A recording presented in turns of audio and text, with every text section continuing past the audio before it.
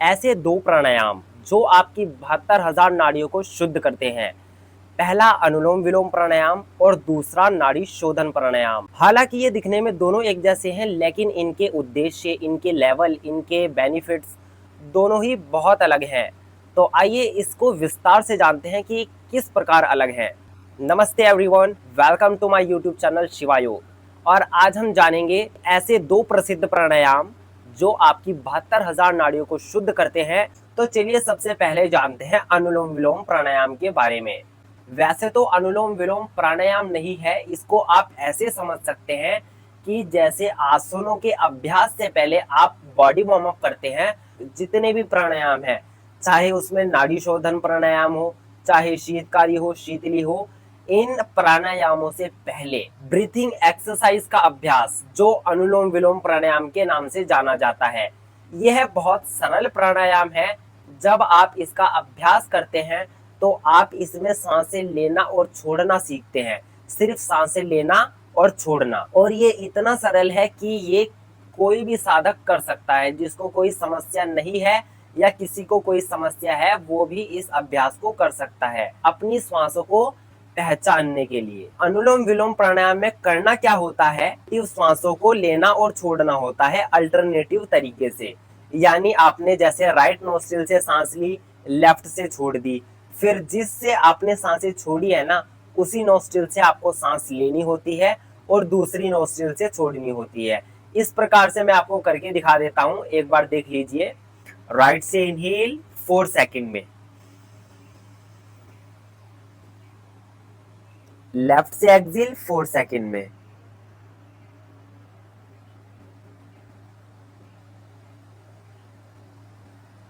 अब जिस नोस्ट्रिल से आपने सांसें छोड़ दी है, जैसे मैंने लेफ्ट नोस्ट्रिल से सांसें छोड़ दी तो लेफ्ट से ही सांसें लूंगा 4 सेकंड तक।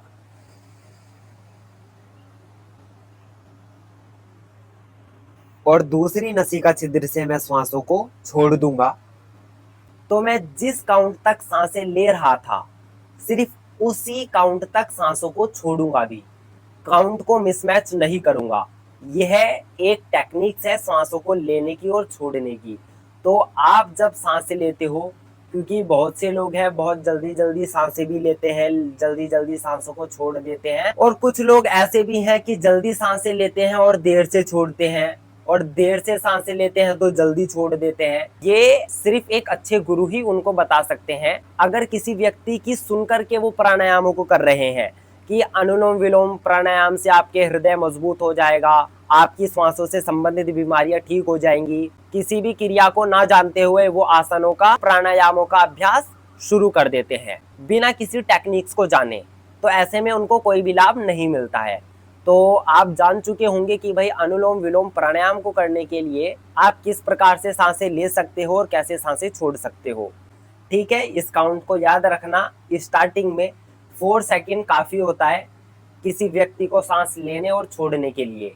4 सेकंड तक सांस लेना और 4 सेकंड तक श्वासों को छोड़ देना, और जिस नाक से आपने सांस छोड़ी है उसी नाक से सांस लेना और दूसरी नाक से छोड़ देना। बस इस 2 पॉइंट को याद रख लेना, तो आप अनुलोम विलोम करने में कोई भी गलतियां नहीं करोगे। और ध्यान रहे कि जब आप प्राणायाम करो, एक ऐसी स्थिति में बैठो और ऐसी जगह बैठो जहां पे आपको कोई भी समस्या का सामना ना करना पड़े। चलो अब बढ़ते हैं नाड़ी शोधन प्राणायाम के लिए। जानिए नाड़ी शोधन प्राणायाम को किस प्रकार से किया जाता है कि वो एक अनुलोम विलोम से अलग लगने लगे। तो इसको हम ग्रंथों के अनुसार समझते हैं कि सांस लेने का रेशियो क्या होगा। जो हमारा नाड़ी शोधन प्राणायाम है उसमें सांस लेने का रेशियो 1-4-2-1। आपने अगर 4 सेकंड तक सांस ली तो 4 का 4 गुना यानी 4-4-16 सेकंड तक आपको सांस अंदर रोकनी होगी, और उसके बाद 8 सेकंड तक कंटिन्यू सांसें छोड़नी होगी। छोड़ने के बाद 4 सेकंड तक आपको सांसें रोकनी होगी।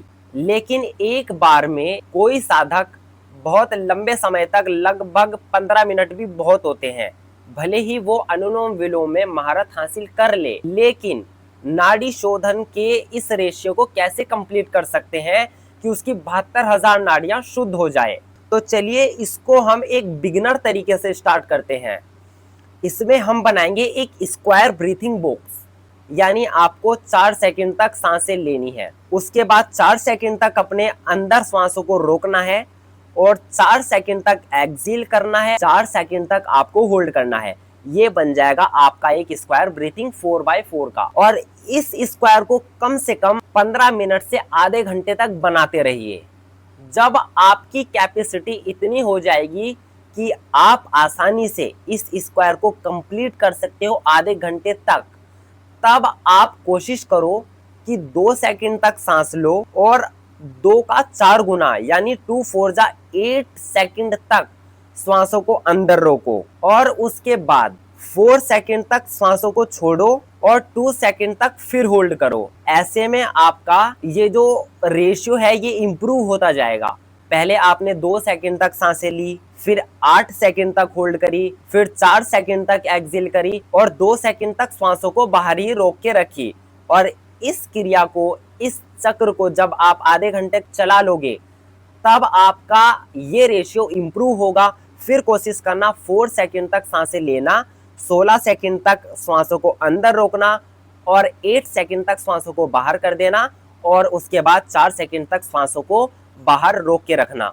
तो इसमें आप अंतःकुंभक और बाह्य कुंभक दोनों का अभ्यास भी करोगे, साथ में आपकी ब्रीथिंग रेशियो इंप्रूव हो जाएगी और आपकी 72,000 नाड़ियां तो शुद्ध होगी ही होगी, साथ में आपका त्रिदोष भी बैलेंस होने लगेगा। वात, पित्त, कफ, इनके डिसबैलेंस से जो भी समस्याएं होती है वो समस्याएं होनी बंद हो जाएगी और आप हमेशा स्वस्थ रहने लगोगे सिर्फ एक नाड़ी शोधन प्राणायाम के अभ्यास से। ये 72,000 नाड़ियां शुद्ध करता है, इसलिए इसका नाम नाड़ी शोधन है। ये त्रिनाड़ी ऐसे एक्टिव करके रखता है कि जब आप मेडिटेशन लगाने बैठो तो आपके मेडिटेशन करते हुए कोई भी विघ्न उत्पन्न ना हो, क्योंकि जब आप बिना ब्रीथिंग टेक्निक्स यूज किए आप डायरेक्टली प्राणायाम में बैठ जाते हो, उस टाइम पे ना तो आपके शरीर में ब्लड फ्लो होता है और ना ही ऑक्सीजन फ्लो अच्छी होती है, तो आपका मेडिटेशन